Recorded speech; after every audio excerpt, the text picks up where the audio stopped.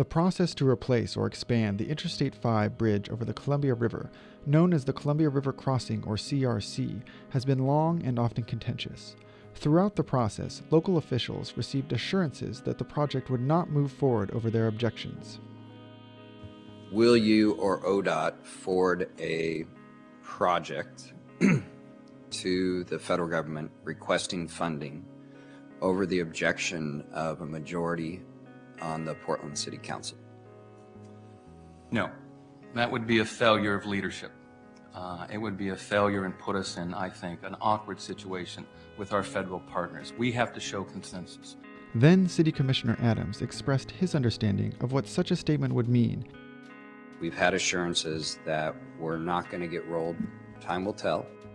And if we couldn't shut this down in the future, if we do get rolled, I wouldn't recommend moving forward with further evaluation. Once the CRC was generally approved by local and regional governments, Governors Kulongoski and Gregoire created a Project Sponsors Council to oversee the project.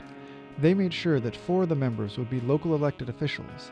The presence of these officials aimed to ensure local input and consensus as the project moved forward.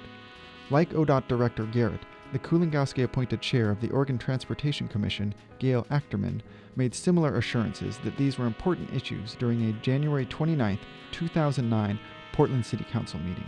The Oregon Department of Transportation is very serious about a partnership with you, with Metro, with our partners in the state of Washington to make sure that we address citizens' concerns and that the project meets all of our community needs. As the project progressed, these local officials began to feel it was becoming out of touch with the desires of their constituents. On January 19, 2010, the 4 elected officials issued a joint statement challenging the direction of the CRC. They stated, quote, "We believe that cost, physical, and environmental elements of the project as currently proposed impose unacceptable impacts on our communities." On February 16, 2010, Governors Kulongoski and Gregoire responded to the elected officials' letter.